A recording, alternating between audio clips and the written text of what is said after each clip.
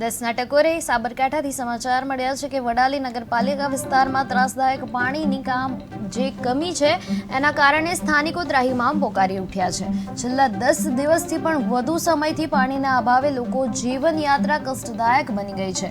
લોકોની જીવનયાત્રા જે છે અત્યારે કષ્ટદાયક બની ગઈ છે અને મહિલા સમૂહ સહિત સ્થાનિકોએ પાલિકા કચેરી ઘેરાવી તંત્ર અને અધિકારીઓ સામે ભારે આક્રોશ દર્શાવ્યો છે। ત્યારે ઋતુમાં પૂરતા વરસાદ છતાં તંત્ર દ્વારા પાણીની વ્યવસ્થા ન થતા લોકો માટલા ફોડી રસ્તા અવરજવર બંધ કરવા જેવા કડક પગલાંએ જવું પડ્યું છે।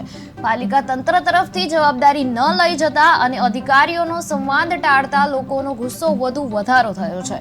ધરોઈ જળાશયમાં પાણીની કમી અને પાણી પુરવઠામાં તંત્રની નિષ્ફળતાના કારણે વધુ દિવસો સુધી સમસ્યાનો ઉકેલ ન મળવા સાથે સ્થાનિકોને દૈનિક જીવન અને ધંધામાં મોટો આઘાત થયો છે। ત્યારે હવે જનતાનો પ્રશ્ન છે કે તંત્ર ક્યારે પગલાં લઈ આ ત્રાસદાયક પરિસ્થિતિમાંથી રાહત લાવશે। આજે અમે અહીંયા નગરપાલિકામાં સમગ્ર નગરજનો વડાલીના નગરજનો અહીંયા પાણી માટે ફરી આવવું પડ્યું છે। આના પહેલાં પણ 2 વખત રોડ બ્લોક કરીને અમે પાણીની માંગણી કરી હતી, તો પણ આજે 2-3 વર્ષ થઈ ગયા હોવા છતાં હજી સુધી આજે પાણી આવી નથી। 15 દિવસ થઈ ગયા હજી પાણી નથી આવ્યું અને ગટરનું પાણીની અંદર મિક્સ આવી રહ્યું છે। અમે આ લોકોને કહીને થાક્યા, હજી સુધી પાણી નથી આપતા, ફોન નથી ઉપાડતા। એ લોકો કહે છે આગળથી ધરોઈની લાઈન તૂટી ગઈ છે। ધરોઈની લાઈન તૂટે આજે 15 થી 30 દિવસ થયા, હજી સુધી રિપેરિંગ કામ નથી થયું। વડાલીના નગરજનોને શું તરસ્યા રહેવાનું છે આખી જિંદગી?